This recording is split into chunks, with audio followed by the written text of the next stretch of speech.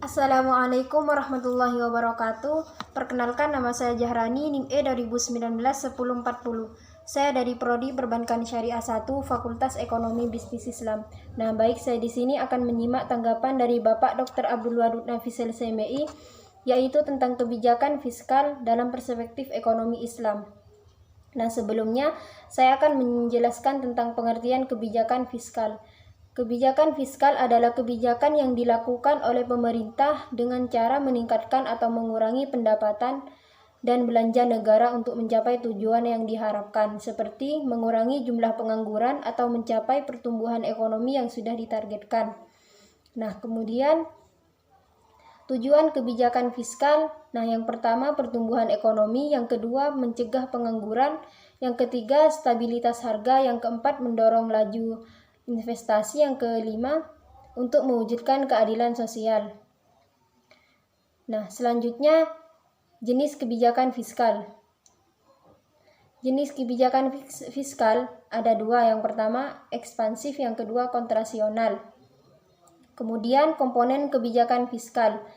Yang pertama kebijakan perpajakan, yang kedua kebijakan pengeluaran, yang ketiga kebijakan investasi dan dispensasi, yang keempat pengelolaan utang dan surplus.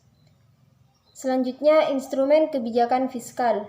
Yang pertama anggaran belanja seimbang, yang kedua pembiayaan fungsional, yang ketiga anggaran defisit atau kebijakan fiskal ekspansif.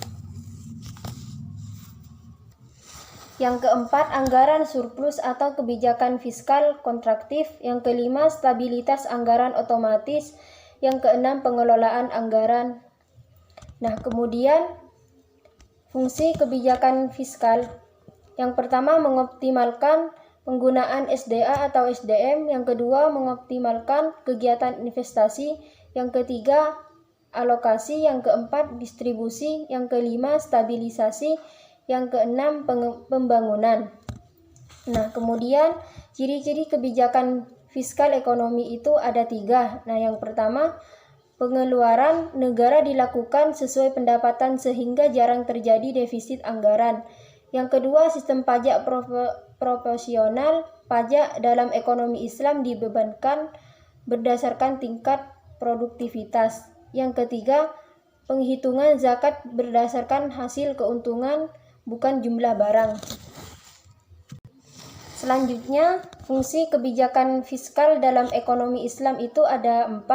Yang pertama, memelihara terhadap hukum, keadilan, dan pertahanan.